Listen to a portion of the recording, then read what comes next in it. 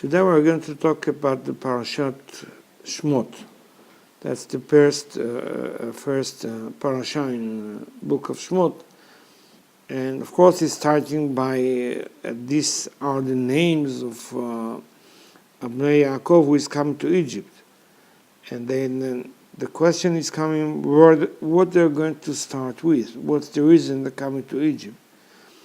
So it's basically started, as we talked before already, about the souls that coming from Dora Mabul and Dora Palaga. That they made wrong things of what's happened there, and God took them, all of them, and take the souls and put them on the pool of the sources of the souls, and kept them to bring them to Egypt, to be able to clean them up and bring them to the higher levels from where they was. Which souls were they now? The souls are from the Dor Amabul and Dor Palaga. Dor Amabul is the flood from the Noach time, and the other one is Dor Palaga, which they built the buildings and Tower of Babel? Yeah, the Tower of Babel. From that time, they made so many bad things, and God took the souls, they destroyed everything, and said, that's it. And they took the souls and put them there, waiting for Egypt, to be able to clean them up and bring them after Egypt to clean them. So the Egypt was basically the place where is the worst and pure places for them to be able to clean them and take all the pureness out and keep them pure, and then bring them to the stage to go back and be in the upper world. That's exactly what was the plan. So where they started is like from the lower place. And Rav Yosef Chaim is telling us, we'll look on the place, and what is the lowest?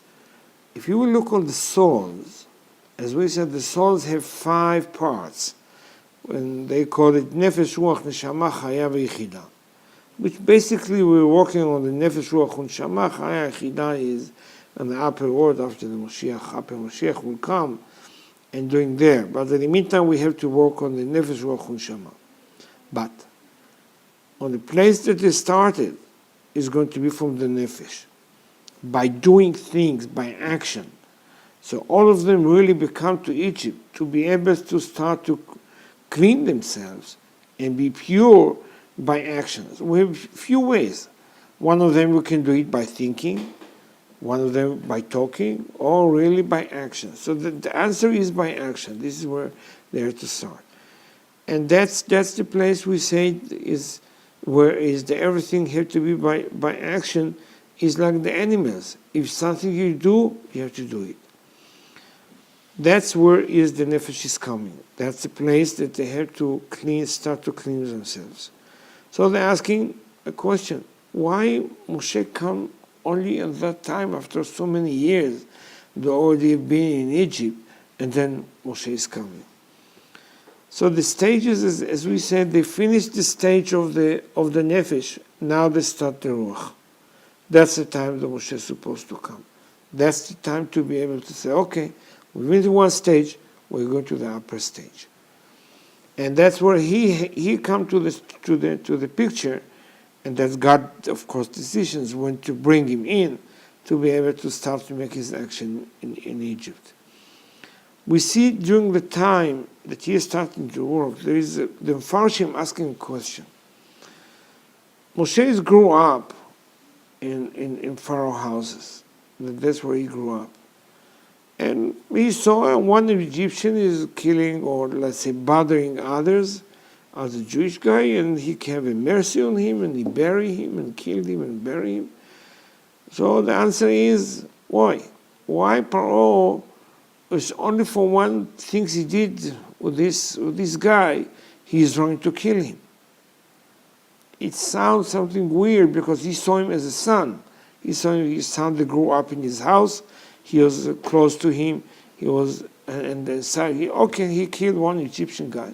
That's the reason to be able to run after him to kill him. Supposed to catch him and say, listen, Moshe, you did something wrong. That's not the way. Stay here or give him any punishment, put him in the jail, but to kill him. What's the reason where it's coming from? we see this is God's plans. Exactly what we are seeing on Yosef. Why God sent Yosef to Egypt? Why? All this, when he went through all this, say, unpleasant time that he went through, what was the reason he sent him to Egypt?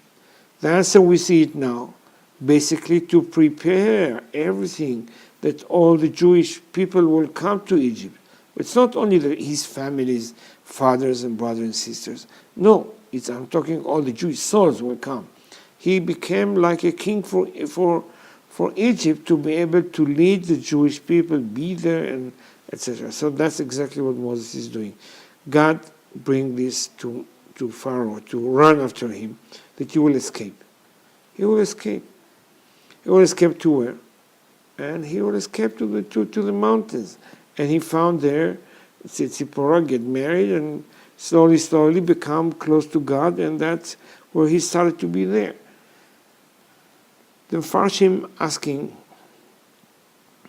the point and to see when Moses is going to the mountain of Sinai, and he's going to God, and God telling him, take your shoes off before you come to talk to God. And the question is, really he's talking about real shoes? The answer is no. Go out from your body. The body is like a shoe for your soul. If you want to come in the front of God, there is no way that the body can exist. As only the soul can be there. So that's the reason we tell him, listen, the place that you're standing is very holy. So you can't continue on with your body, because the body is impure compared to the soul. So leave your body here, come upstairs, then we can talk. Then you can do wherever. So that's the place basically that we see Moses is going upper and upper by stages to make himself ready to be able to take the Jewish out of Egypt. The question is, God says, who is going to take out the Jewish out from Egypt? Is only God himself. Why? Why not Moses? Moses is supposed to do that himself. Go and take the Jewish out from Egypt. God had to be with them. Why?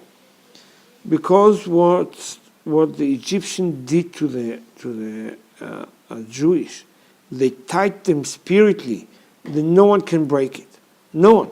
The only one way to do it is God will come himself and untie spiritually the Jewish from Egypt to be able to Moses to take them out. So that's the reason that God was with him all the time, because God was in Egypt to be able to say, I'm going to Egypt. When we see something interesting there, when we account, the Torah said that 70 people went to Egypt, Jewish people. We count them, we found 66. Where is the rest of 4? 3 we can understand, is Joseph and 2 sons, so 69. Where is the 70th? The 70th is God and all the angels. He accounted them as one. And all of them went to Egypt. So God went to them down to Egypt to be with them, including the whole army, the whole angels, all kind of angels. All of them, he accounted them as one, went to Egypt to be there with them, to be able to help them to come out from Egypt. So that's one of the things important for us to see, that God never leaves us. And he's there for us, and he see where is the hardness point for us. He is coming, he's staying. He left everything, come to Egypt to be able to untie us, to be able to take with us. Without Hashem, we're hoping to see, and we will understand in the next parasha how things is working, and we hope soon to see the Mashiach. So Rav, I have a question. In your shir now, you mentioned that the Jews were put into Mitzrayim in order to be refined. So my question is, what's the relationship between the Jew is the physical Jew and the soul Jew, that exactly it's Mitzrayim we had to be put to? Why not somewhere else in the world? We have few places in the world that are really, like I say, impure. The gate for the unpureness place in the world is Egypt, which is the gate to the gate of the 49 gates that we have to the impure places is Egypt. It's the That's- worst place. We talk about lost sparks, that? No, we're talking about impure. Okay. So under pure we have gates, like how impure they are. So the worst place, or the worst is Egypt. This is Memtet Sha'arei Tumah. That's the place. So if you want to clean them, take them to the worst place, clean them up, and then take them out. Them being the Jewish soul. So no, they're going to be pure. Uh-huh. Until that time, they are impure. They are going to suffer there to be able to take the impureness from them to be pure. Oh, okay. Okay, so that's the one. Second is, please. Yeah, so the second question I had is, you mentioned in the shir that there were souls from the flood and from the Tower of Babel that had to be refined or had to be elevated. And I don't understand the relationship between those souls and the lineage of Avram Avinu from where the Jewish people, the Jewish nation comes from. The Torah says, "Naaseh Adam b'tzalmenu kidmutenu." I'll try to translate it. So the Torah says, to make Adam as an image and I can say shape, but like. So the Zohar asking, what does that mean to make Adam? What does it mean Adam? To make an Adam. So Adam basically is the base of, if I say in Gematria, will be 45 in Hebrew, and then 45 coming from the name of God. So this part, they are, can say, Jewish, who have 5 parts on the soul. So they're asking, okay, if you don't make him Adam what he is, he's like a goy. He have only 1 part. So there were people in the world that they have 5 parts in their souls, and they were keeping a lot of mitzvahs that God gave them to do and practice. All the rest was like the animals. Have no just taking care of themselves. Look on the time that Noah was there. So Noah was coming talking to his people. Please keep, don't do that. The flood will come in, be careful. Who is talking to? People who was keeping the 5 mitzvahs that really we have to keep as a human being, that they have 5 parts. What is these 5 parts? What is the 5 points that you have to keep to be able to have these parts of the soul? So the Zohar says it is the tefillin with the head and hand 2 times in a day to say Kriyat Shema and keep Shabbat and to make so. We have 5 rules in the Brit Milah. So if you keep that, you call Adam. If you don't keep that, you're not Adam. Who keeps that? Is the goy keeping Shabbat? No. Is the goy putting in tefillin? No. So who is doing that? Who is Adam? So we can say all these people who kept that, they call them Adam. All the rest was not an Adam. And these instructions came from Adam and were handed down Yes, generation to exactly. generation? Generation to generation. So Exactly. even though we didn't have a physical tefillin to put on, it's a spiritual tefillin? Yeah, well, we can say it is they had their physical. Why not? They had. But who kept them? All they came from Shem. All from Shem. This came off, and from all of them they continue on. So who kept that was like that. And Adam knew exactly who is who have the souls, who have the part. So you can see, like even like in Abraham Avinu times, we have 2 sons, Ishmael and Yitzchak. And Ishmael didn't follow that, and Yitzchak followed that. Even then, so it doesn't mean that the father is, it doesn't mean that the kids, all of them have the same souls. Once part of them had, and part of them didn't have.